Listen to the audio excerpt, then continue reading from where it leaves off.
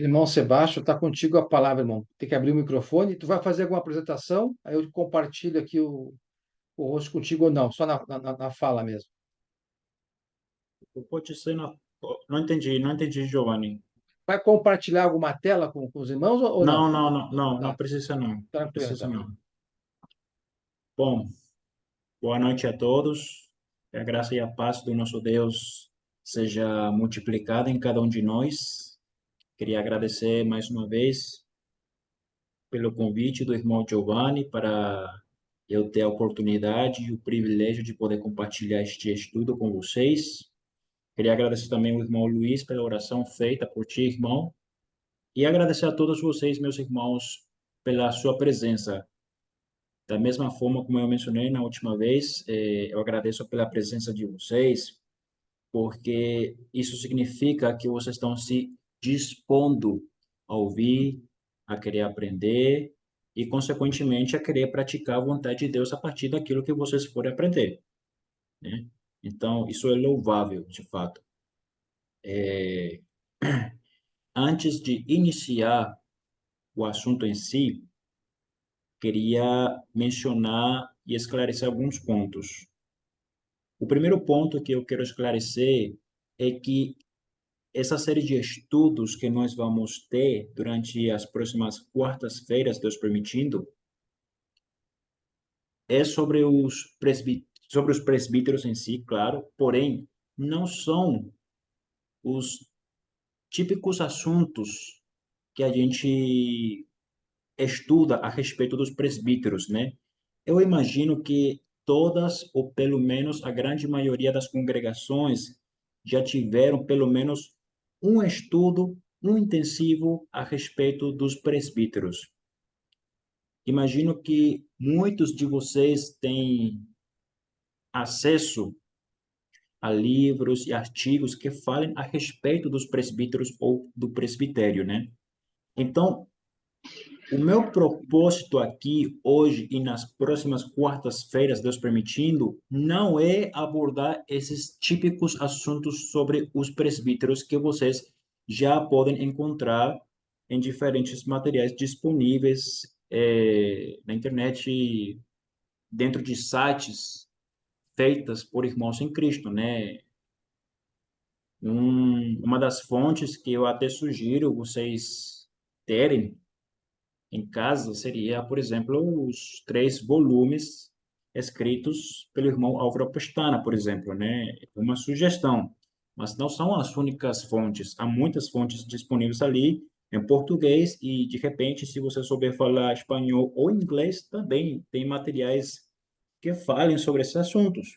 Então, eu não pretendo falar sobre esses assuntos que vocês podem encontrar respostas em diferentes materiais feitos por outros irmãos em Cristo. O meu intuito aqui é abordar assuntos menos comentados e, em certo aspecto, são assuntos que talvez sejam culturalmente considerados polêmicos. Porém, embora culturalmente falando, o assunto que vou abordar hoje seja polêmico, culturalmente falando, o estudo do assunto de hoje não deveria ser polêmico. É diferente. Culturalmente falando, o assunto de hoje é polêmico. Porém, entretanto, todavia, o estudo desta noite não deveria ser polêmico. É diferente. A outra questão que eu queria esclarecer de antemão é que eu, Sebastian, eu não sou o dono da verdade. Repito, eu não sou o dono da verdade. Eu não sou o dono da razão. Eu sei que isso é óbvio, é óbvio, é evidente, né? Nós somos seres humanos, passivos ao erro, porém, queria mencionar isso somente para ressaltar esses fatos, né? Então, evidentemente, o assunto, da maneira que eu vou abordar esta noite, ou melhor dito, o subassunto que eu vou abordar esta noite, tem um viés. né? Um viés, tem uma posição. Porque o subassunto que eu vou abordar esta noite é sobre os filhos. Em que sentido? No final das contas, o candidato ao presbitério, ou o candidato ao presbítero, ou como você quiser chamar, deveria ter um filho ou deverá ter vários filhos? E aí, pode ser um filho singular ou é necessário que o candidato tenha filhos plural? Essa é a questão, né? Porque é um tema que é debatido por vários irmãos, é abordado por várias congregações. Às vezes isso gera briga, né? Não deveria gerar briga, mas a gente é ser humano e às vezes tem irmãos com menos maturidade espiritual e acabam sucumbindo à briga, né? Pelo menos a briga verbalizada. E não deveria ser assim. Porém, é um assunto que deve ser abordado, tem que ser estudado, etc. E uma coisa que eu tenho aprendido ao longo dos meus anos como cristão, na Igreja de Cristo, é que nós não deveríamos simplesmente acreditar no sentido de um texto só porque fulano e cicrano falaram dessa maneira. Ou seja, a gente deve ouvir os argumentos, a gente deve ouvir as justificativas para entender X texto de tal maneira, para a partir daí acreditar. Inclusive, quando você lê a parábola do semeador ou a parábola dos quatro solos, no final você percebe que a única das quatro, a única terra boa era a terra que realmente entendeu a palavra. E o texto é muito claro. A única terra boa, o único solo bom foi aquele solo que realmente entendeu a palavra. O segundo solo foi melhor do que o primeiro. O terceiro solo foi melhor do que o primeiro e do que o segundo. Porém, o único solo que era realmente bom foi o último, o quarto. Por quê? Porque foi o único que entendeu a mensagem da palavra de Deus, né? A mensagem do texto. Nós não devemos simplesmente acreditar porque fulano falou isso e pronto. De fato, há uma diferença entre ser crente e ser crédulo. O crédulo acredita pela ingenuidade. O crédulo acredita pela ingenuidade, enquanto que o crente acredita pelo raciocínio. E a fé também é racional. Mas quando eu digo racional, não é no sentido racional de ciência experimental, mas envolve também um certo grau de raciocínio, claro, né? Mas o assunto de hoje não é sobre a fé, né? Eu até já escrevi muitas coisas sobre o assunto da fé, já publiquei no, para diferentes irmãos, mas queria só colocar esses pontos. Bom, é um assunto delicado, tem um viés da maneira que eu vou abordar. Se vocês concordarem, não comigo, mas com o argumento que eu vou apresentar, glória a Deus. Se vocês não concordarem, glória a Deus também, tudo bem, vocês terão as suas razões, os seus motivos, né? E eu também sou um aprendiz. Todos nós, sem acepção, somos aprendizes. Eu também estou aqui para aprender, eu não sou dono da verdade, então fique à vontade nessa questão, né? Bom, e aí? Pode ser um filho só ou é necessário que sejam vários filhos? Se é possível o presbítero ter somente um filho, por que isso? Se é necessário que o presbítero tenha vários filhos. Por que isso? Para que isso? Perguntas básicas, porém importantes, né? Eu queria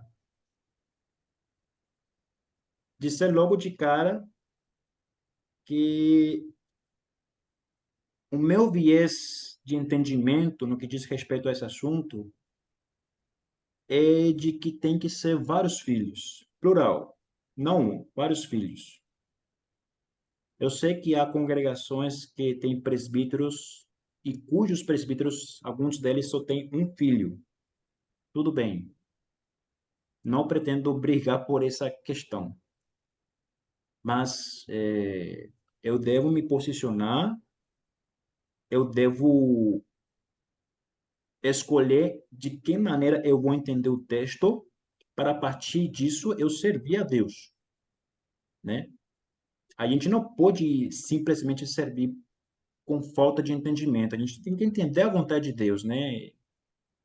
Se a gente não entender a vontade de Deus, como é que a gente vai servir a Deus então, né? Mateus 7:21 fala: nem todo aquele que me diz Senhor, Senhor entrará no reino dos céus, senão apenas aquele que faz a vontade do meu Pai que está nos céus. Ou seja, para elaborar, para exercer a vontade de Deus, precisamos descobrir qual é a vontade dele.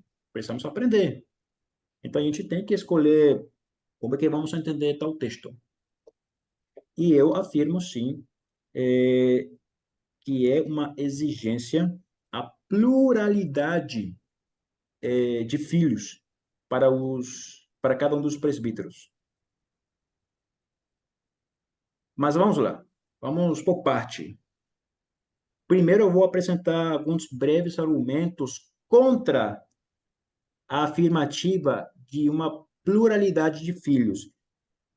Só um ponto mais para esclarecer. O assunto de hoje não é uma reflexão devocional, não é uma pregação, é um estudo mesmo. Realmente é um estudo mesmo. Então, estou logo esclarecendo isso para não criar expectativas nem nada do tipo, tá bom? Mas vou colocar aqui alguns argumentos usados por vários irmãos e cujos argumentos são usados para afirmar sobre a possibilidade do presbítero ter somente um filho, tá bom? E depois a gente vai avançar. Então, Giovanni, por favor, meu irmão, se puder ler, inclusive na versão NVI, mas se tiver outra versão não tem problema não, mas se for na NVI melhor porque tem um linguajar mais acessível, tá bom? Eu gostaria que você lesse por nós, por mim, o texto de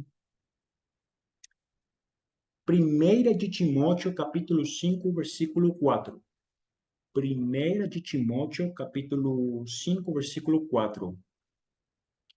Mas Olha, se uma, isso, capítulo 5, verso 4. mas se uma viúva tem filhos ou netos, que estes aprendam primeiramente a colocar a sua religião em prática, cuidando de sua própria família e retribuindo o bem recebido de seus pais e avós, pois isso agrada a Deus. Obrigado, irmão. Evidentemente, o texto lido pelo irmão Giovanni possui a palavra filhos, no plural. Aí eu faço a pergunta. Se a gente tivesse que interpretar a palavra filhos, plural, nesse texto, no sentido literal, aí eu pergunto, isso significa que se uma viúva tiver somente um filho ou somente um neto, isso significa que esse filho e esse neto ficam isentos dessa responsabilidade? Repito, o texto fala, se uma viúva tiver filhos, plural, ou netos, plural, que eles assumam o compromisso de cuidar dela, não é? Aí eu pergunto, se uma viúva tiver somente um filho ou somente um neto, isso significa que esse único filho ou esse único neto ficam isentos dessa responsabilidade? A resposta é não, claro, né? Então, não podemos interpretar essa palavra filhos ou netos no sentido literal. Aí está o primeiro argumento a favor do presbítero ter somente um filho, né? É um dos argumentos que a gente ouve. Temos outro argumento a favor do presbítero possuir somente um filho. Giovanni, lê por nós, por favor, o texto de Efésios capítulo 6, os primeiros 4 versículos, do 1 ao 4. Filhos, obedeçam a seus pais no Senhor, pois isso é justo. Honra teu pai e tua mãe. Este é o primeiro mandamento com promessa, para que tudo te corra bem e tenhas longa vida sobre a terra. Pais, não irritem seus filhos, antes criem-nos segundo a instrução e o conselho do Senhor. Muito bem, temos mais outro argumento a favor do presbítero ter somente um filho, não é? Parece que o meu viés, a minha posição teológica está em apuros, né? Mas vamos lá. Antes da gente ler o texto de 1 de Timóteo, capítulo 3, né? Vamos nós esclarecer alguns detalhes de extrema relevância. Cada palavra tem um significado. Cada palavra tem uma denotação. Porém, há palavras que também possuem conotações. Qual seria a diferença entre uma denotação e uma conotação? A denotação possui um significado literal, um significado original. Por outro lado, uma conotação significa que uma palavra tem diferentes significados, diferentes sentidos, dependendo do contexto. E a palavra filho não é uma exceção. A palavra filho pode ter diferentes sentidos e subsentidos, dependendo do contexto do texto, né? Vou dar alguns exemplos aqui. Se eu citar a palavra semente, né? Você está lendo a Bíblia, você está lendo as páginas neotestamentárias, e aí você se depara com a palavra semente, especificamente no texto de Mateus, capítulo 13, né? O que vem na sua cabeça quando você lê a palavra semente? O que é a primeira coisa que vem na sua cabeça quando você lê a palavra semente? Talvez o primeiro pensamento que circule pela sua cabeça seja palavra de Deus. E se você pensou nisso, você está certo, realmente. Mas vamos lá. Em Mateus capítulo 13, não precisa ler Giovanni, não precisa ler, mas se quiserem abrir, pode abrir, não tem problema nenhum, mas não vai ser necessário ler esses textos. Se vocês forem ler depois o capítulo 13 de Mateus, no capítulo 13 menciona pelo menos três parábolas. Pelo menos três parábolas. Tem mais de fato, né? Mas pelo menos três parábolas que são relevantes para o assunto de hoje que eu pretendo ilustrar aqui. A primeira parábola é a parábola do semeador, ou a parábola dos 4 solos, né? E nessa parábola fica claro que a palavra semente representa a palavra de Deus, né? A palavra semente representa a palavra de Deus. Mas se você for ler depois da parábola do semeador, você se depara com a parábola do grão de mostarda. E nessa parábola, a palavra semente tem outro sentido, né? Por exemplo, lê por nós, aí sim, lê por nós, Giovanni, Mateus capítulo 13, versículo 31 e 32. São 2 versículos. 13, 31, 32.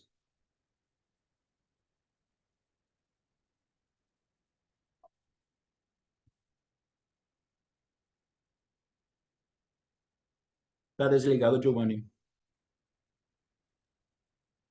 E contou-lhes outra parábola. O reino dos céus é como um grão de mostarda que um homem plantou em seu campo. Embora seja a menor dentre todas as sementes, quando cresce, torna-se a maior das hortaliças e se transforma numa árvore, de modo que as aves do céu vêm fazer os seus ninhos em seus ramos. Obrigado, irmão. Então, você percebe que, enquanto na parábola do semeador, a palavra semente significa, nesse contexto, conota nesse contexto o sentido da palavra de Deus, na segunda parábola, na parábola do grão de mostarda, a semente representa o reino dos céus. E se você for ler logo um pouco embaixo, é, é, a parábola do... Ficou em branco minha mente, Giovanni. Joio, parábola do joio. Joio e trigo, joio e trigo. Isso. Na parábola do joio e trigo, a palavra semente ali representa os filhos do reino. Os filhos do reino. Giovanni, lê por nós, por favor. Eu vou te indicar aqui o texto específico para você não ler toda a parábola. Leia o versículo 38, meu irmão. 38. Tá. 38. O 37 também fala em semente. Pode ler também. Não tem problema. Ele respondeu: Aquele que semeou a boa semente é o filho do homem. O campo é o mundo, e a boa semente são os filhos do reino. O joio são os filhos do maligno, e o Então, inimigo que o semeia é o diabo. A ok. colheita é o fim desta era, e os encarregados da colheita são os anjos. Obrigado, irmão. Então, você percebe ali que a palavra semente é a mesma, porém, conota outro sentido. Na parábola do semeador, conota a palavra de Deus. Na parábola do grão de mostarda, conota a ideia de reino dos céus. E na parábola do joio e trigo, representa a ideia dos filhos do reino. Olha, é diferente. Palavra de Deus é uma coisa, reino dos céus é outra coisa, filhos do reino é outra coisa. A palavra semente é a mesma. A mesma palavra semente foi usada nas três parábolas. E a gente sabe que a palavra semente tem um sentido literal, um sentido original, que é aquele pedaço de grão, né? Que precisa morrer para que possa brotar a plantinha e futuramente a planta se tornar uma árvore, Deus permitindo. Porém, nas três parábolas, essa mesma palavra se lhe foi atribuída três sentidos diferentes, três conotações diferentes, né? Palavra de Deus, reino dos céus e filhos do reino, né? Então, isso deve servir para nós ficar atentos, porque nem sempre porque uma palavra apareça em texto A e essa mesma palavra apareça em texto B, nem sempre essa palavra vai ter o mesmo sentido. E a gente tem que ter muito cuidado nisso. Principalmente, nós devemos ter cuidado para não querer moldar o sentido do texto conforme o nosso benefício, né? Às vezes a gente tem, humanamente falando, às vezes a gente tem ideias bacanas, né? Muito reflexivas, filosóficas, e às vezes as pessoas tendem a querer moldar o sentido de um texto ou de uma palavra para favorecer o nosso argumento.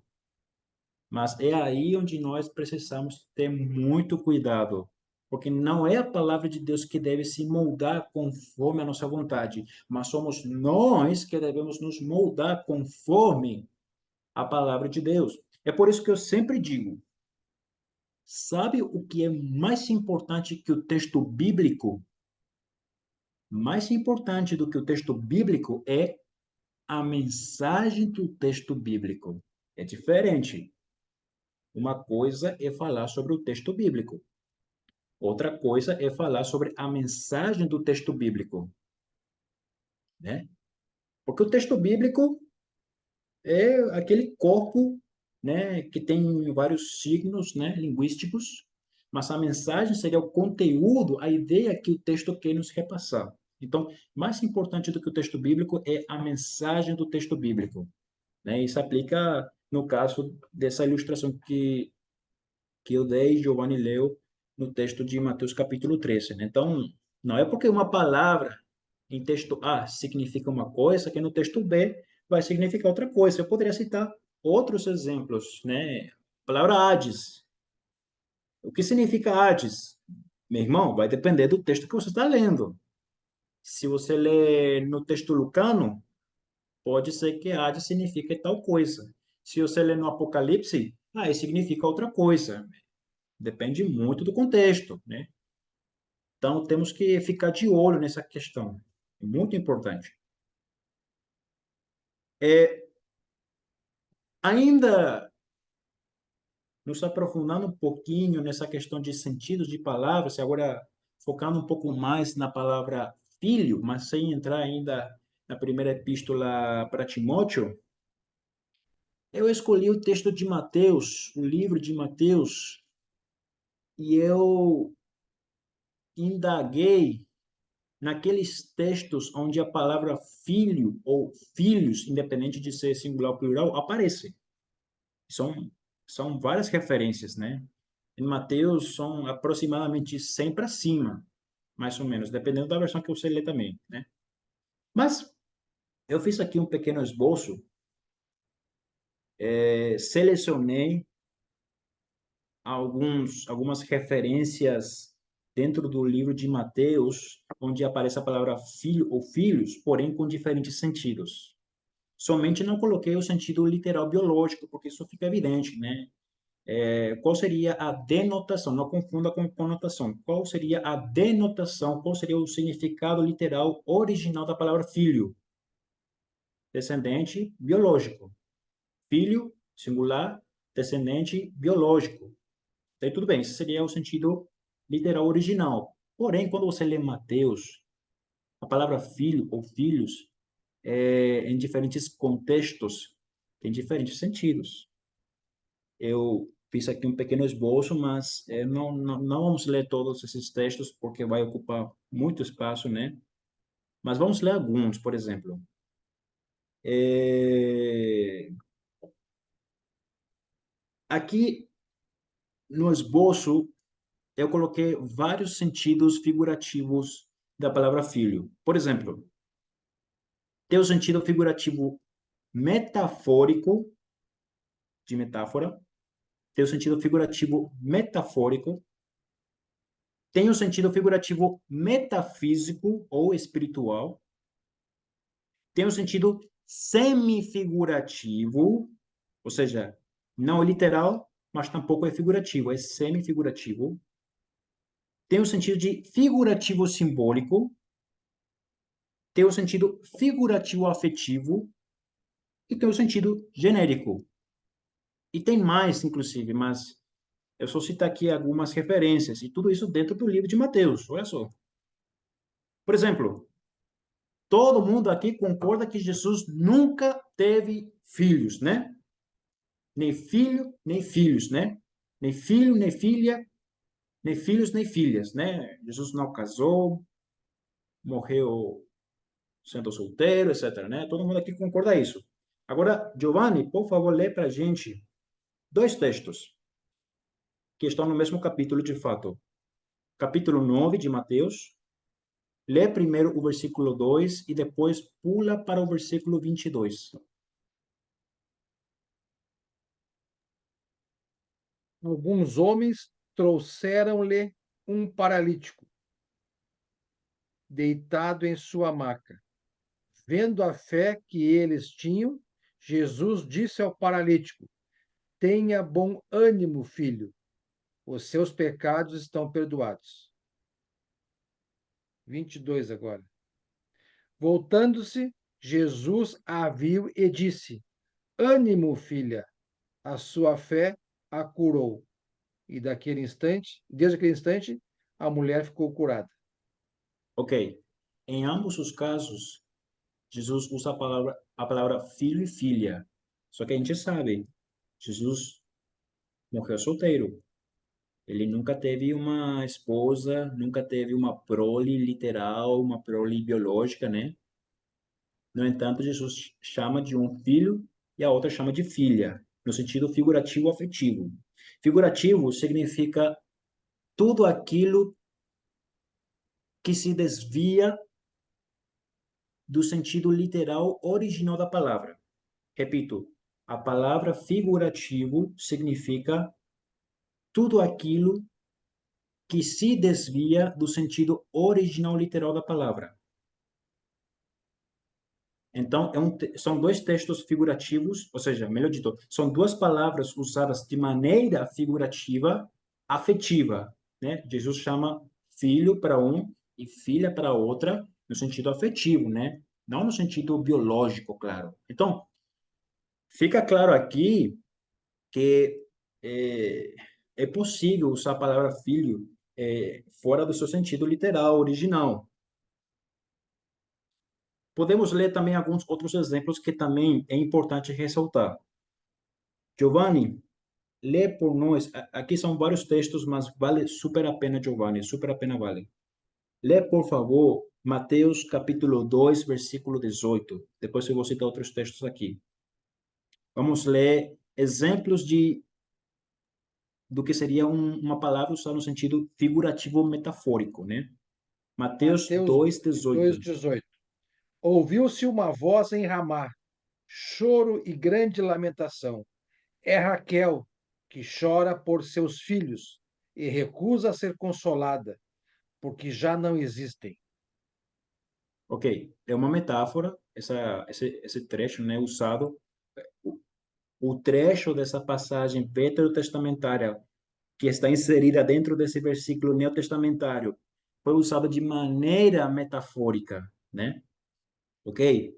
Evidentemente, Raquel, da maneira que foi usado ali, nesse texto, está sendo usado no sentido figurativo, né? E esses filhos também estão sendo usados no sentido figurativo. Por quê? Porque ali está se referindo à morte das crianças que foram assassinadas em Belém, né? Se lembra quando Herodes o Grande tinha mandado, né, matar o Messias, né, recém-nascido, etc. Pam, beleza. Aí foi usado a palavra filhos no sentido figurativo metafórico. Outro texto. Lê por nós, irmão, por favor, no capítulo 3, versículo 9.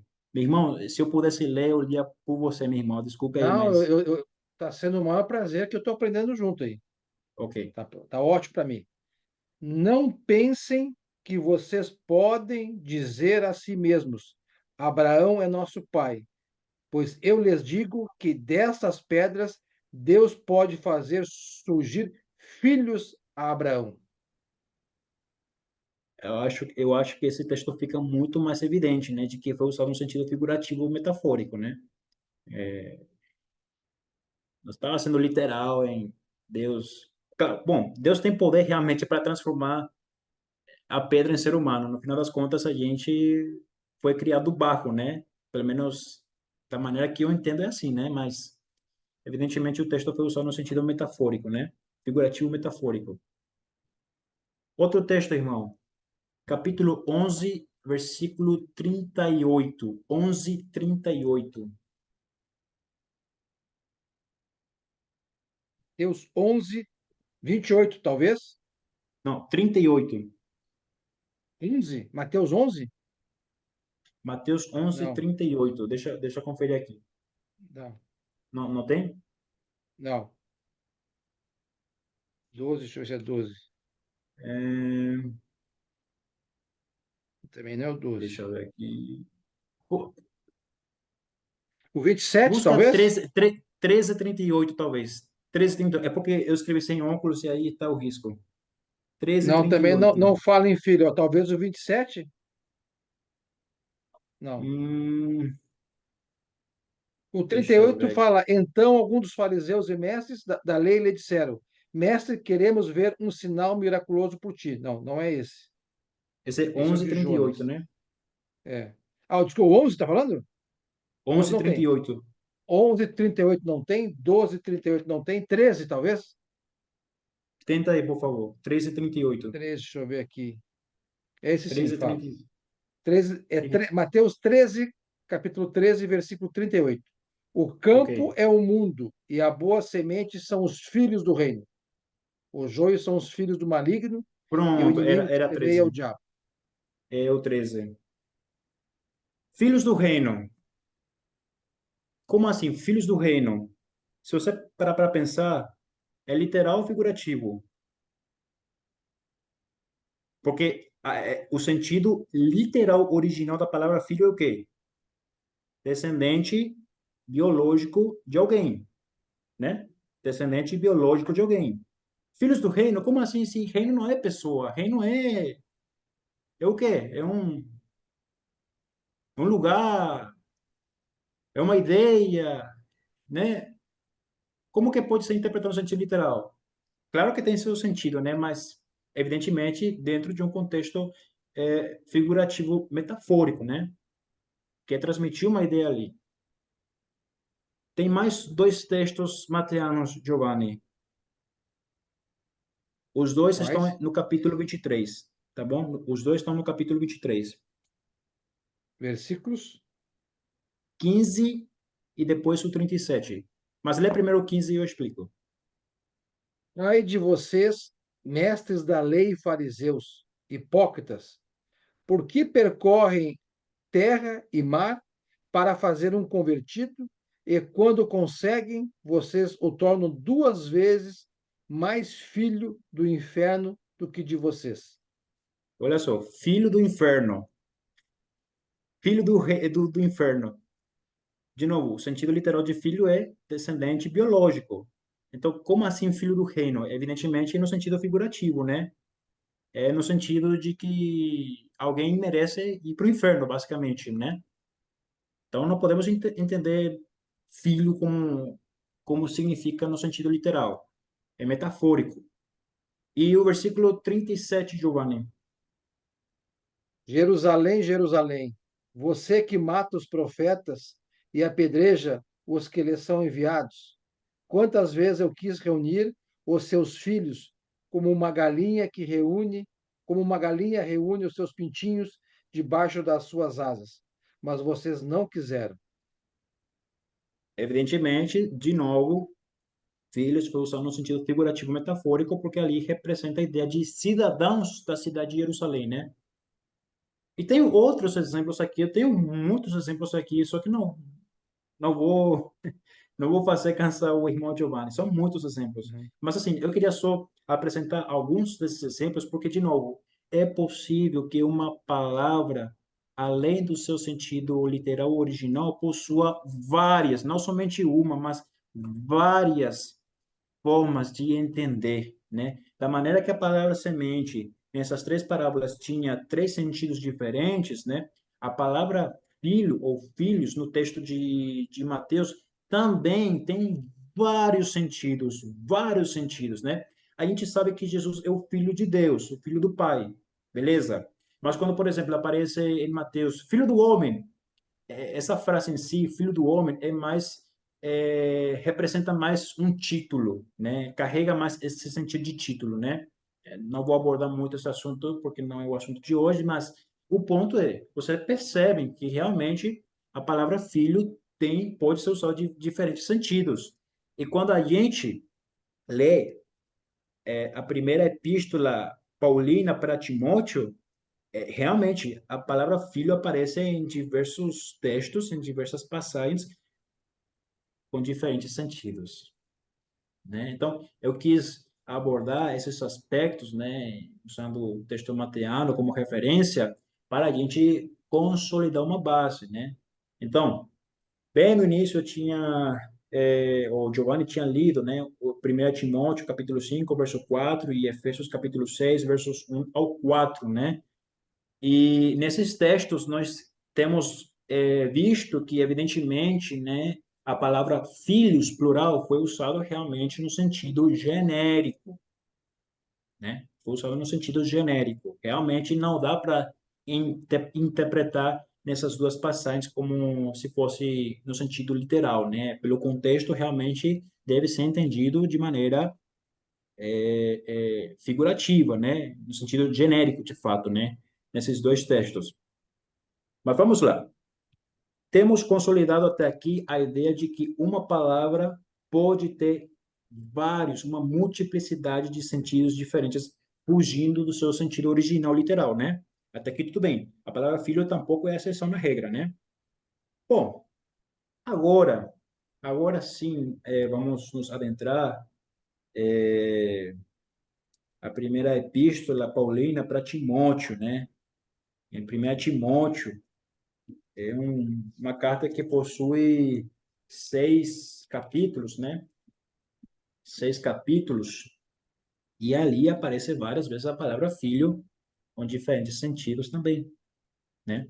Por exemplo, se você for ler logo no início da carta de 1 de Timóteo, aí, Giovanni, lê por nós 1 Timóteo, capítulo 1, versículo 2 e depois o versículo 18, por favor. 2 e depois o 18. Paulo escrevendo a Timóteo, meu verdadeiro filho na fé. Depois o 18. Timóteo, meu filho, dou-lhe esta instrução, segundo as profecias já proferidas a seu respeito, para que, seguindo-as, você combata o bom combate. Obrigado, irmão. Então, assumo que todos nós concordamos que Paulo morreu sendo também um homem solteiro, como Jesus, né? Imagino que vocês já tiveram algum estudo que chegou a mencionar esse assunto, né? Então, não tem como interpretar a palavra filho atribuída na pessoa de Timóteo como um sentido literal, como um sentido biológico. Tem que ser no sentido figurativo. Agora fica na incógnita, se no sentido figurativo afetivo, tipo, Paulo chamou Timóteo de meu filho por carinho, né? Até porque Timóteo era bem mais jovem do que Paulo, né? E Timóteo acompanhou o apóstolo Paulo em várias das viagens missionárias do apóstolo, ou Timóteo era filho no sentido figurativo metafísico, ou no sentido figurativo espiritual, né? Se caso você acredite na ideia de que Timóteo foi evangelizado e batizado por Paulo. Eu, particularmente, não sou dessa vertente. Eu acredito que quando Paulo se encontrou pela primeira vez com Timóteo, Timóteo já era cristão, né? Até porque, se você for ler, lá no início de Atos, capítulo 16, né? Capítulo 16, lê por nós, por favor, Giovanni, o versículo 1 e 2, por favor, 1 e 2. Paulo, né, chegou a Derbe e depois a Listra, onde vivia um discípulo chamado Timóteo. Sua mãe era uma judia convertida e seu pai era grego. Os irmãos de Listra e Icônio davam bom testemunho dele. Então, assim, sem me aprofundar demasiado nesse texto, me dá a entender que Timóteo já era realmente cristão, até porque, a princípio, os primeiros cristãos eram chamados de discípulos, né? É outro nome para nós, de fato, outro título, talvez, né? Ou outra função, talvez, como você quiser entender. Mas me dá a entender que, lendo esse texto, Timóteo já era cristão quando Paulo se deparou com ele, né? Então, eu entendo que Timóteo era filho de Paulo no sentido figurativo afetivo, né? Quando Paulo chama meu filho para Timóteo na primeira epístola de 1 Timóteo, né? Eu entendo que Paulo usa a palavra filho no sentido figurativo afetivo, né? Eu entendo dessa maneira. Então, pronto. Já temos a palavra filho usado em um sentido específico, figurativo afetivo. Ok. Esse texto que Giovanni leu em 1 Timóteo, capítulo 5, versículo 4, a palavra filhos foi usada no sentido genérico. Só que aí tem um detalhe interessante. Existem, e dentro da mesma carta de 1 Timóteo, existem dois tipos de genérico. O genérico qualitativo e o genérico quantitativo. Qualitativo de qualidade, quantitativo de quantidade, né? Quando a gente lê 1 Timóteo, capítulo 5, verso 4, que fala sobre as viúvas, né? Depois fala sobre os filhos, netos, etc., é no sentido genérico quantitativo, de quantidade. A palavra filhos foi usada como genérico dentro da área da esfera da quantidade. Mas tem também a palavra filho no sentido genérico qualitativo. Por exemplo, em grego, e de novo, é um estudo, não é uma reflexão, não é um devocional, não é uma pregação, por isso que eu estou falando dessa maneira. Em grego, pelo menos, tem duas palavras que você poderia usar para se referir ao filho. Tem a palavra teknon, imagino que vocês já ouviram pelo menos uma vez falar essa palavra, teknon, e tem a palavra huios, huios, né? Huios significa filho, masculino.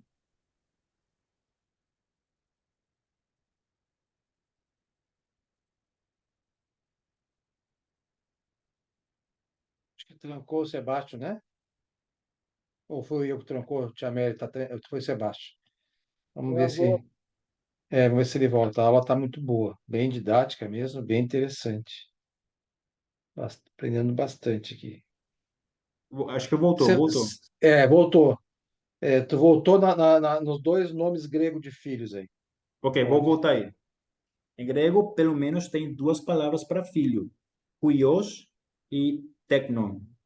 Huios significa filho masculino.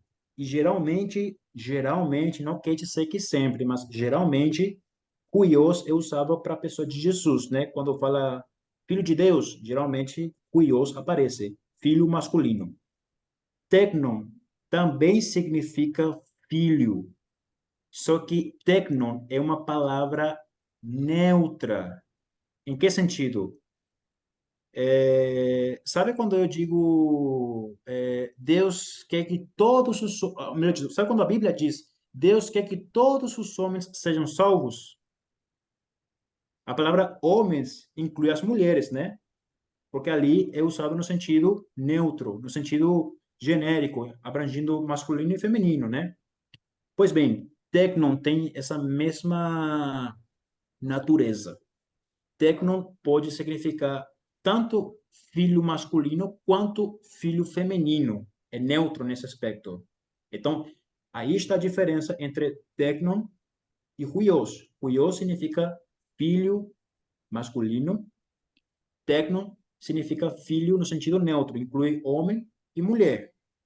Agora, isso significa que sempre huios vai ser usado nesse sentido? Isso significa que sempre técnico vai ser usado nesse sentido? Não. É, tudo depende do contexto. Imagino que todo mundo aqui, pelo menos uma vez, já leu, já ouviu uma pregação sobre João capítulo 21, né? É quando Jesus pergunta para Pedro, né? Você me ama, Pedro? E aí Pedro responde, Senhor, tu sabes que te amo, né? A palavra amor foi usada por Jesus e por Pedro no português, né? Porém, quando você lê no texto em grego, Jesus usou um tipo de amor, né? Agape, é a pronúncia certa, e o outro usou a palavra grega que descreve a ideia de amizade, amor de amigo, né? E aí sempre tem alguém que prega dizendo, tá vendo aí? Jesus estava exigindo do apóstolo Pedro um amor incondicional, mas Pedro, na sua imaturidade, só tinha para oferecer a ele um amor fraternal, um amor de amigo, né? Já tem gente que já, pelo menos uma vez na sua vida, já pregou sobre esse assunto dessa maneira, né? Pois bem, é, eu já tinha feito uma análise minuciosa sobre essa passagem e, de fato, embora no sentido original, o amor fraternal e o amor incondicional sejam duas palavras com dois sentidos diferentes, no texto joanino, no capítulo 21, essas duas palavras diferentes foram usadas como sinônimos.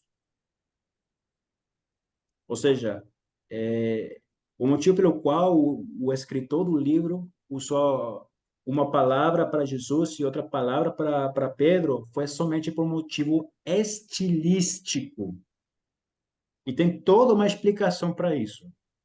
É muito razoável que usar no sentido estilístico. E por esse motivo, pelo menos na grande maioria das traduções bíblicas, vão traduzir para a palavra amor em Jesus e a palavra amor em Pedro, o mesmo amor, né? Justamente para evitar confusão, né? Então, assim, quando a gente estuda o grego, não se trata de meramente buscar no léxico, o que significa tal palavra no português? Isso. Não. Não é assim que funciona, não é assim que a gente faz uma tradução bíblica, né? A gente tem que considerar a gramática da língua grega, nós temos que considerar como o grego foi usado em diferentes tempos históricos, né? Etc. Então, realmente, quem mexe com grego tem que realmente ter uma boa base de gramática grega para poder realmente elucidar algumas explicações ali, né? Mas vamos lá. A princípio, no básico, huios significa filho masculino, tecno significa filho neutro, envolve filho masculino, filho feminino, né? Esse é o básico, né? E essa palavra tecno aparece realmente em 1 Timóteo, né? Agora, tecno seria um genérico qualitativo. Olha só, quando você leu 1 Timóteo capítulo 5, verso 4 e Efésios capítulo 6, verso 1 ao 4, a palavra filhos foi usada no sentido genérico quantitativo, quantidade. Já quando aparece a palavra tecno em si, analisando somente a palavra tecno, é no sentido genérico qualitativo, de qualidade. Por quê? Porque envolve a ideia de ter uma ideia mais, de ser uma ideia mais abrangente, envolve a ideia de masculino e feminino. Então, temos dois tipos de genérico, qualitativo e genérico, né? E isso também é relevante para a gente entender nessa questão se o presbítero pode ter ou não, ou deveria ter ou não, melhor dito, vários filhos para exercer a função do presbítero, né? Pois bem, quando a gente lê a primeira epístola para Timóteo, em certo aspecto, é possível você fazer um tipo de leitura que te leve a, em certa forma, categorizar certos grupos de pessoas. Por exemplo, quando Paulo fala sobre os presbíteros, sobre os diáconos no capítulo 3 de 1 Timóteo, Paulo está abordando um assunto que tem a ver com o grupo dos ministros da congregação, ou ministros da palavra. Quero ressaltar que todos os cristãos, sem acepção, todos os cristãos são servos de Deus. Na realidade, no sentido literal, se a gente for realmente ler no sentido literal, todos os cristãos são escravos de Deus, né? A palavra doulos aparece ali ao longo dos textos não testamentários, e doulos significa escravo. Então, todos nós, sem acepção, somos escravos de Deus, né? Os cristãos.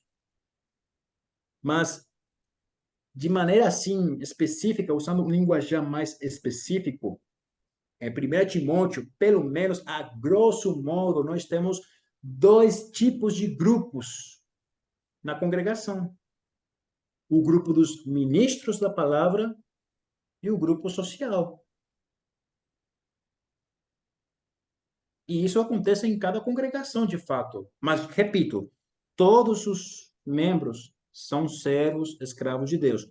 Todos os servos têm alguma responsabilidade dentro da igreja, dentro do reino, tá bom?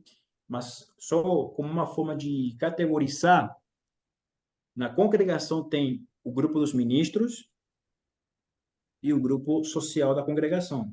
É o que a gente vê claramente em 1 Timóteo. Por quê? O grupo social, dentro da primeira epístola, seria as pessoas que Paulo fala quando fala sobre os ricos, seria quando Paulo fala sobre os escravos, escravos no sentido, sabe, aqueles que foram subjugados, né, fisicamente. Quando Paulo fala sobre filhos, netos, quando Paulo fala sobre as viúvas, tudo isso seria o grupo social. Quando Paulo fala sobre o grupo dos ministros, fala especificamente do evangelista Timóteo, fala especificamente dos futuros da época, né? Futuros presbíteros e diáconos, né?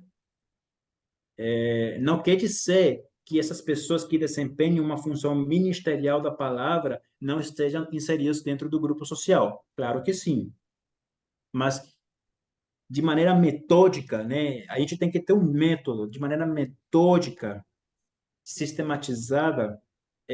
Na primeira epístola temos esses dois grupos, a grosso modo, o grupo dos ministros da palavra, presbíteros, diáconos, o evangelista Timóteo, e o grupo social, viúvas, filhos, netos, ricos, escravos, etc.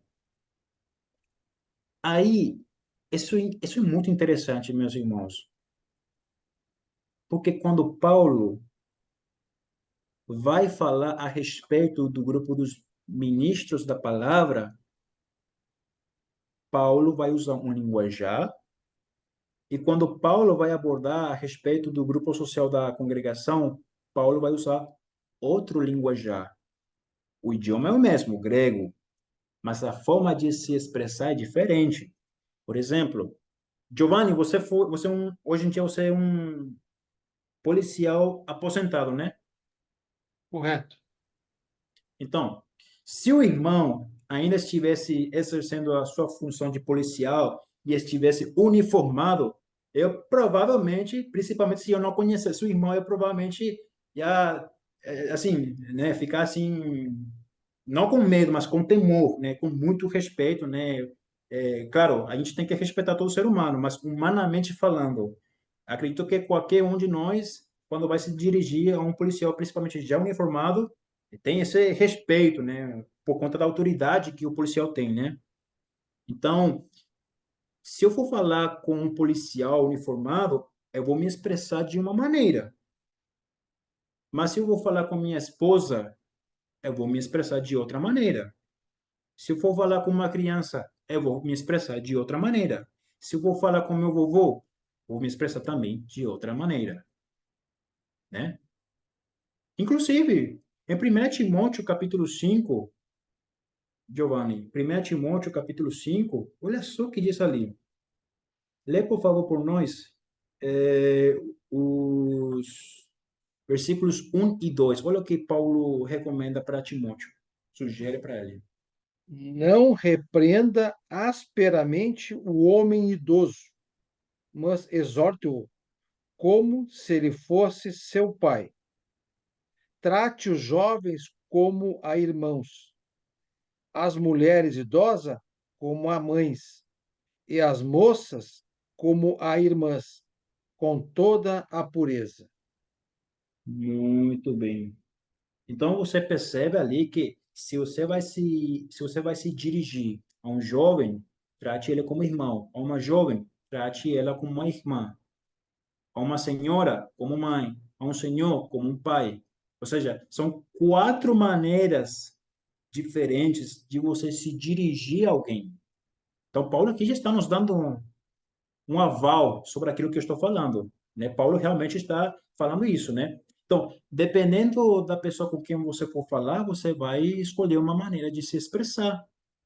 Da mesma maneira, quando Paulo vai falar a respeito do grupo dos ministros da palavra, ele vai falar com linguajar, e quando Paulo for abordar o grupo social da congregação, ele vai usar outro linguajar. A língua, o idioma é o mesmo, mas a forma de se expressar vai ser diferente, evidentemente, né? Então, isso acontece quando a gente lê a carta, 1 Timóteo, né? E, de fato, Agora, pulando para o capítulo 3 de 1 Timóteo, é interessante, né?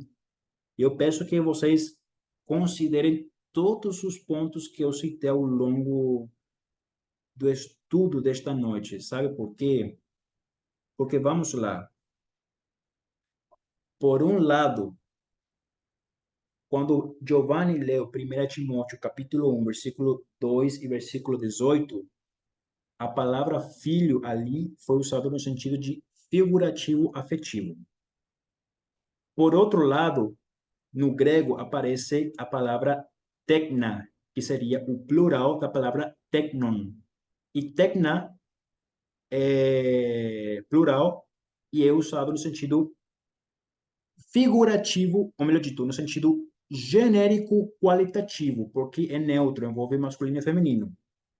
Por outro lado, quando você lê 1 Timóteo capítulo 5, verso 4, a palavra filhos é usada no sentido genérico quantitativo. Então, primeiro, figurativo afetivo. Segundo, tecna seria genérico qualitativo, masculino e feminino. E, finalmente, no capítulo 5, verso 4, genérico quantitativo, de quantidade, né? Olha só, numa pequena epístola, numa pequena carta de 6 capítulos, a palavra filho foi usada de diferentes maneiras, né? Por quê? Porque depende com quem Paulo está falando. Paulo não vai falar com Timóteo como se Paulo fosse o rei e Timóteo fosse o subordinado. Não. Paulo vai tratar Timóteo como um filho, né? Pela diferença de idade, pela convivência de vida que eles tiveram, né? Pelo carinho que tem o apóstolo Paulo para Timóteo, por isso que ele trata como se fosse seu filho, né? Então, pelo tipo de relacionamento que Paulo tinha com Timóteo, ele vai se expressar de uma maneira com Timóteo, né? E aí, por isso, depois temos também esses desvio do sentido original da palavra filho, no sentido genérico quantitativo e qualitativo. Então, é muito interessante isso. Quando Paulo aborda o grupo dos ministros da palavra, como eu disse, o linguajar vai mudar, a forma de se expressar vai mudar. Observe no capítulo 3, né? No capítulo 3, o seguinte detalhe. Capítulo 3, versículo 2, lê por nós, Giovanni, somente o versículo 2, né? Assim, tem textos, tem versículos que eu não peço para ler, porque, de novo, como eu disse no início, eu estou abordando coisas que geralmente não são abordadas no estudo normal de presbíteros, né? Então, lê por nós o versículo 2, só o versículo 2 de 1 Timóteo, capítulo 3. É necessário, pois, que o bispo seja irrepreensível, marido de uma só mulher, moderado, sensato, respeitável, hospitaleiro e apto para ensinar. Ok. A palavra-chave ali é a palavra necessário. Essa é a palavra-chave. Quando aparece a palavra necessário, o que significa isso? É uma sugestão? É algo facultativo? É opcional? É o quê? Nada disso.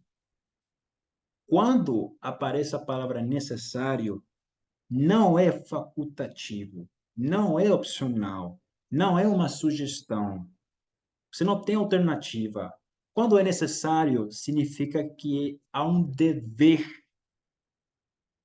há uma necessidade, há uma exigência.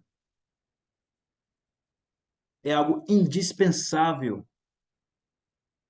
seja, não pode você simplesmente se desfazer daquilo. É necessário. Quando eu digo é necessário que o ser humano beba água, é facultativo ou é um dever? É um dever. É algo indispensável, porque se o ser humano não beber água, o ser humano vai morrer. Cedo ou tarde vai morrer. Então, aí está a diferença, né? em qual grupo a palavra necessário aparece? No grupo dos ministros da palavra ou no grupo social da congregação? No grupo dos ministros da palavra. Então, um linguajar de Paulo para o grupo dos ministros da palavra não vai ser o mesmo linguajar de quando você socializa com as pessoas. Porque quando você socializa com as pessoas, você fica à vontade, né? Você fala de uma maneira, de repente, um pouco informal, dependendo com quem você for falar também, né? Mas quando você se dirige ao grupo dos ministros da palavra, né? E principalmente você encontra a palavra necessário, que indica isso? Indica que a partir daí para frente, embaixo, Paulo vai dar uma série de prescrições. E o que é uma prescrição? Pronto, você adoeceu, tá dodói. Aí você vai para o médico. O médico vai te dar uma quê? Uma prescrição, né?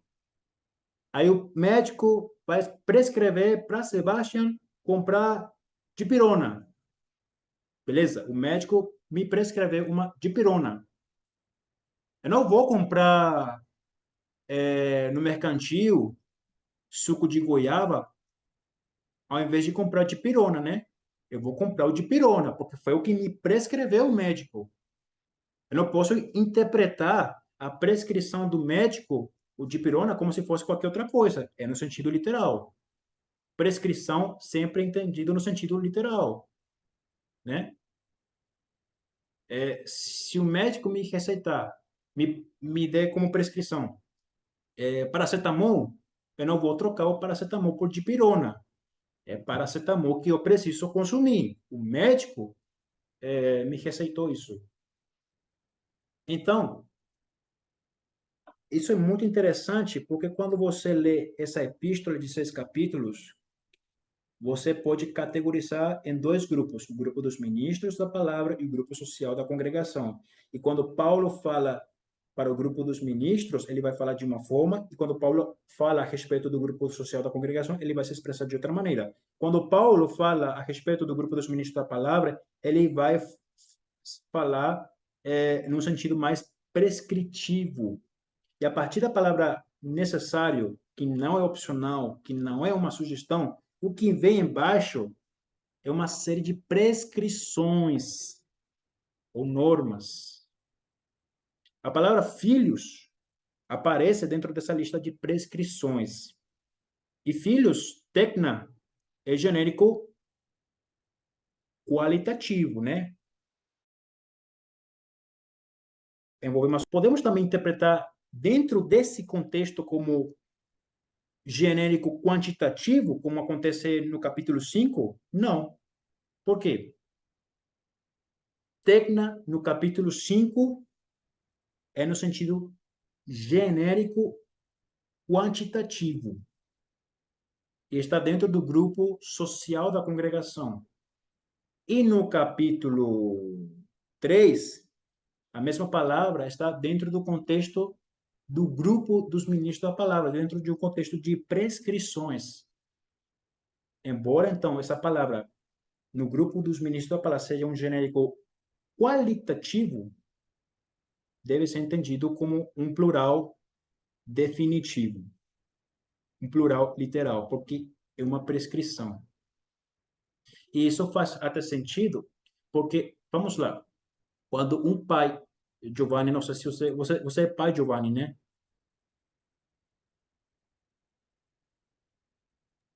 Dois filhos e comportamentos e temperamentos diferentes. Exatamente, meu irmão, isso mesmo. Quanto mais filhos ou filhas, tanto faz masculino ou feminino, não tanto faz, é diferente realmente, mas quanto mais filhos e filhas vocês tiverem, a atenção vai ter que ser maior. A responsabilidade vai ser maior. Vocês vão ter que ser imparciais com essa pluralidade de filhos. Por quê? Porque cada filho é um mundo separado, em certo aspecto. Cada filho e filha tem sua própria personalidade, seu próprio comportamento, seu próprio nível de maturidade, sua própria forma de lidar com a vida, né? Tem aqueles que são explosivos, tem aqueles que são tímidos e introvertidos, etc. Então, o jeito de tratar cada um deles vai ser diferente. Se você tiver um filho tímido, você vai tratar ele de uma maneira. Se você tiver uma filha explosiva, você vai tratar ela de outra maneira, mas sempre sendo imparcial. Então, realmente é muito bacana, né? É, antes da pessoa exercer a função de presbítero, é muito bacana realmente ter vários filhos, porque em casa é um lugar bacana para você treinar a sua imparcialidade. Na congregação, na igreja, a gente, principalmente, mas todos nós de fato, mas os presbíteros têm que ser imparciais, não podem ser parciais, têm que ser imparciais. Então, em casa, tendo vários filhos, é um bom treinamento, uma boa preparação para treinar a imparcialidade. É também um bom momento e lugar para o candidato ao presbítero treinar a justiça. Porque quando você tem vários filhos, ainda mais quando cada um tem diferente forma de se expressar, de se comportar e lidar, e de diferentes idades também, você tem que ser justo com todos eles. Você não pode favorecer mais um e desfavorecer o outro. Você tem que ser justo com todo mundo. Você tem que ser imparcial com todo mundo. E são desafios diferentes. De novo, o filho tímido, introvertido é um desafio. A filha explosiva é outro tipo de desafio, mas a atenção é maior, a responsabilidade é maior, né? Então faz sentido, logicamente, né, essa pluralidade de filhos. Agora, no sentido técnico teológico, é aquilo que eu mencionei antes. O apóstolo Paulo escreve uma carta de 6 capítulos, onde em algumas partes, não necessariamente em sequência, mas em algumas partes, Paulo vai abordar o grupo dos ministros e depois Paulo vai abordar o grupo social da congregação. O grupo dos ministros estão inseridos na prática dentro do grupo social também, porque é ser humano, claro, né? Mas, em certo aspecto metódico categorizando, temos o grupo dos ministros e o grupo social. Em cada um desses grupos, Paulo vai usar uma linguagem diferente. A palavra filho aparece ao longo da carta, mas em sentidos diferentes. Genérico qualitativo, genérico quantitativo, genérico figurativo afetivo. E dentro do grupo dos ministros, Paulo vai usar um linguajar de prescrição, ainda mais quando aparece a palavra necessário, porque quando algo é necessário, deixa de ser uma sugestão, deixa de ser facultativo. É literal, né? É indispensável. E dentro do grupo dos ministros da palavra, o linguajar é prescritivo.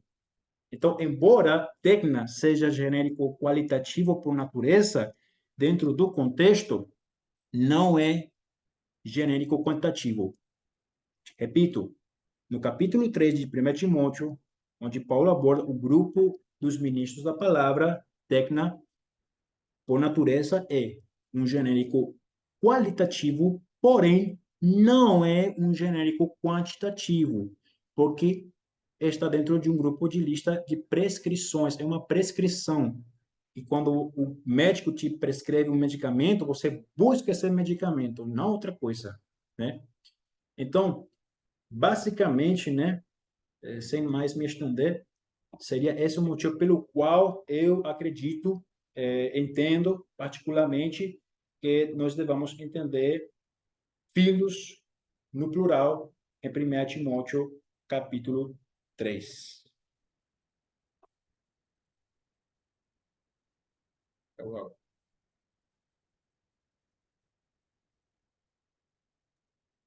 Obrigado, Sebastião, pela excelente aula. Eu vou pedir para. Foi muito bom para os irmãos que ficaram, está sendo gravado, muito bom para os irmãos ficarem até aqui. Realmente é um grande aprendizado, uma grande didática. Eu vou passar a pergunta para os irmãos dentro do contexto, da aula de hoje, porque temos mais duas aulas. Aí o irmão fica à vontade para responder, ou se a pergunta vai entrar na segunda aula ou terceira, o irmão diz, e esse irmão ou irmã que perguntar, por gentileza, Não percam as próximas aulas, embora eu grave, mas ao vivo é mais gostoso, parece que é diferente a emoção. Nesses filhos, no plural,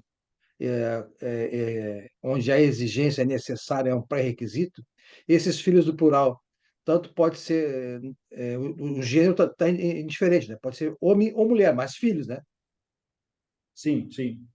É, é isso que eu estava falando. Por exemplo, naturalmente, por natureza, né? O sentido original literal de tecna, ou tecnon singular, é genérico qualitativo, no sentido natural da palavra, né? Na essência da palavra é essa, genérico qualitativo, envolve homem e mulher. Agora, se vai ser também ou não genérico quantitativo, isso vai depender do contexto. Como a palavra semente, né? A palavra semente foi usada de três maneiras diferentes nessas três parábolas, né? Ok. A pergunta quanto ao crente ou não vai ficar para depois, né? Essa aí de Tito é outra aula, né?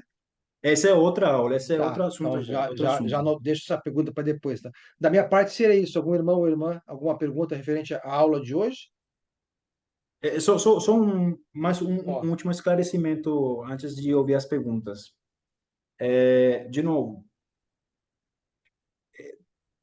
o motivo pelo qual eu lecionei, apresentei o assunto dessa maneira que eu apresentei nesta noite, é porque realmente o assunto em si abordado nesta noite tem uma natureza didática e não uma natureza devocional, né?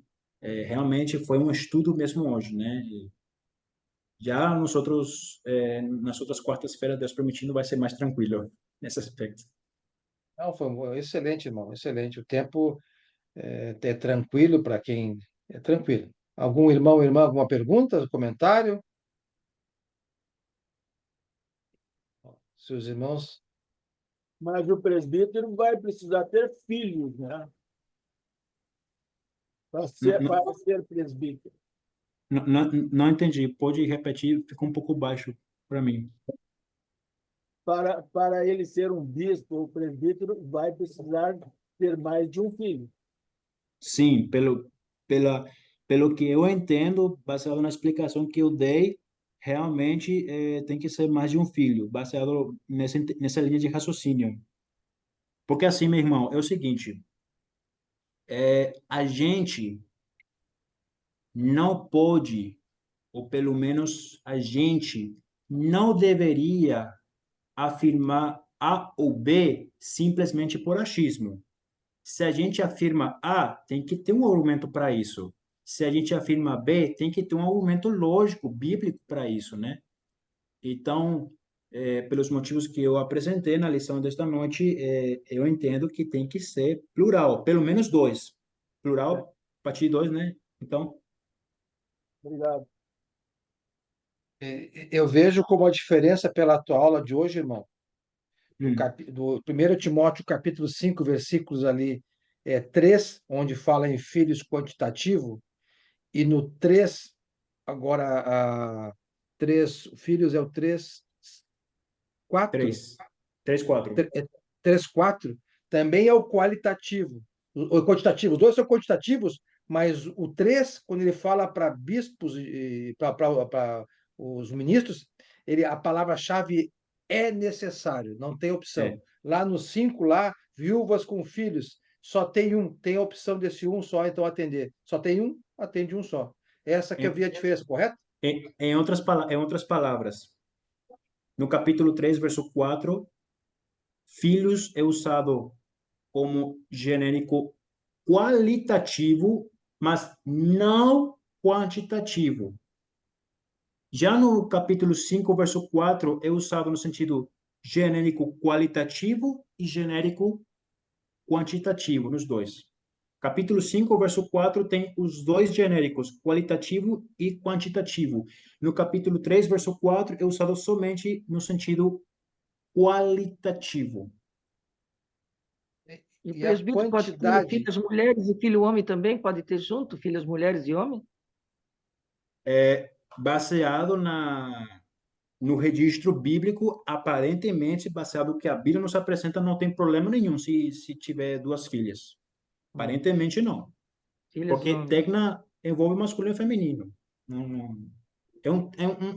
Quando a gente fala de sentido neutro no sentido neutro, é simplesmente um sentido abrangente. É nesse sentido, é algo abrangente.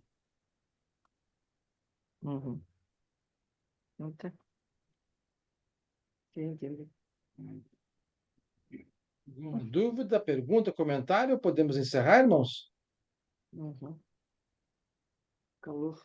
Sandra, pela tua pergunta, se o presbítero tivesse um casal, ele não poderia ser presbítero. Não? Pois eu Não, acabei de um perguntar isso. homem e uma mulher. Pois eu acabei de Mas é, perguntar isso. É homem, é filho homem e mulher junto. Claro.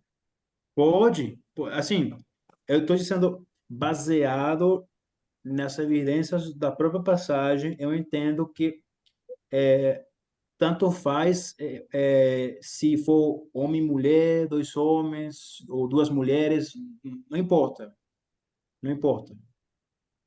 Mas pode ser um Deixar irmão, uma claro a irmã, uma todos mulher os e um homem, irmãos. Pode ser um um homem, filho e uma mulher, mulher, duas mulheres ou tudo dois junto, homens, não tem homem e mulher, problema. não Tá, tem eu queria problema. A saber. questão é que pelo menos Tá seja bom. dois, como Queria mínimo saber. dois. Ok. dois ou mais, né? Obrigado. Quanto mais, É. melhor, mais qualificado tá, né? Com certeza Calor. absoluta. Com Estou com certeza calor. absoluta. E Eu realmente, nem sabia, a Luiz queria assim, falar. realmente na época, naquela época, que é outra época, outra cultura, outra forma de viver a vida, o mais comum, ou seja, não comum no sentido simplório, mas comum no sentido popular, né? O mais comum na época é que realmente cada família tivesse vários filhos, né? Tem também essa questão para ponderar, né? Irmã Mary, ia perguntar uma coisa? Não, foi o Luiz que eu acho que ele ia falar ali junto com, né? Tinha falado, só para E avisar. nesse Não, eu comentário, só queria. Eu também entendo que o Sebastião, eu vejo desta forma também, e entendo desta forma também, né? Respeito as outras posições, mas eu concordo plenamente com o que o Sebastião falou aqui, e deixar bem claro para todos que é no plural, né? Se é duas filhas, dois meninos, enfim, é abrangente, como ele bem usou aí, né? Uma coisa que deixa muito evidenciar também é a questão do mandamento, né?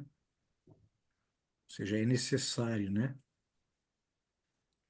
Uma coisa que tem que se ter muito cuidado nisso. Por exemplo, lá no em primeiro Tito também é um mandamento. Se a gente vê lá no versículo 6 é preciso, né, na NVI. É preciso. E nem para primeiro Timóteo, como ele bem falou já aqui, né, no capítulo 4